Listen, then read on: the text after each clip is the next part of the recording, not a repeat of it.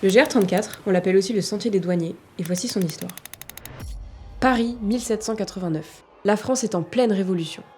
L'Assemblée constituante, nouvellement formée, est en train de transformer en profondeur le pays. Elle réforme la société, met en place un nouvel ordre politique et administratif. Mais ce qui nous intéresse là-dedans, c'est le changement radical que vont connaître les taxes douanières. Mais d'abord, c'est quoi un droit de douane ? C'est une taxe prélevée sur une marchandise dès qu'elle franchit la frontière d'un pays. Pour simplifier, ces sommes étaient jusque-là collectées par des privés avant d'être reversées au roi.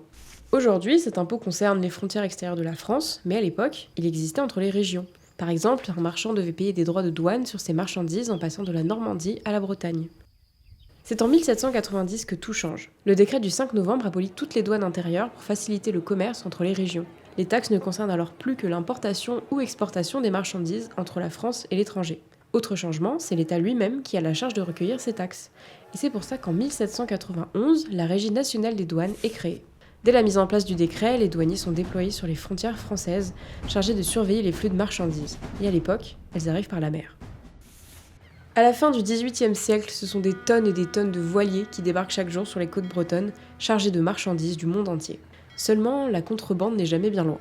Les bateaux qui cherchent à échapper aux taxes fuient les ports fréquentés, cherchent des recoins plus secrets pour débarquer cachés aux yeux du monde. C'est là qu'interviennent les douaniers. Les patrouilles sillonnent le littoral, dressent des postes de garde à chaque pointe, surveillent nuit et jour la mer.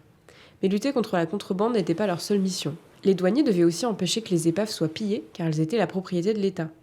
Ils pouvaient aussi secourir des naufragés et défendre les côtes. Le circuit de ces patrouilles, creusé par des dizaines d'allers-retours par jour, découpe peu à peu le littoral en un immense chemin.